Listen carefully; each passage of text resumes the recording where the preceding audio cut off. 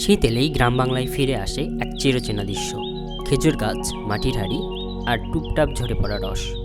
উত্তরের প্রবেশদ্বার রাজধানী খ্যাত বগুড়া জেলার এই শীত জুড়ে চলে জীবনের ব্যস্ততা। খেজুরের রস ও গুড়ের সেই গল্পই জানাবো আজ আপনাদের। শীতের সকাল মানেই নীরবতা, ঘন কুয়াশায় ঢাকা বগুড়ার গ্রাম বাংলার জনপদ, যেখানে আলো আসার আগেই প্রকৃতি নিঃশব্দে প্রস্তুত নতুন দিনের জন্য।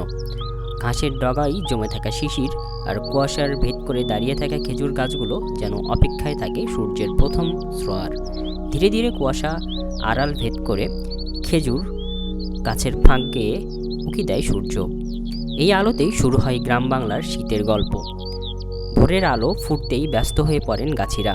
রাতভর জমে থাকা রস নামাতে একে একে গাছে ওঠেন তারা। হাঁড়ি ভরা রস কারু কাছে জীবিকা, কারু কাছে শীতের সবচেয়ে কাঙ্ক্ষিত স্বাদ। কাঁচা রস অনেকের কাছে শীতের সবচেয়ে বড় আনন্দ। সংগ্রহ করা রস জাল দেওয়া হয় বড় চুল্লিতে। ঘন্টার পর ঘন্টা আগুনের আঁচে তরল রস ঘন হতে থাকে। এখানেই একসময় তৈরি হয় খেজুরের লালি গুড়। এই প্রক্রিয়ায় মিশে থাকে পরিশ্রম, অভিজ্ঞতা আর প্রজন্মের পর প্রজন্মের দক্ষতা।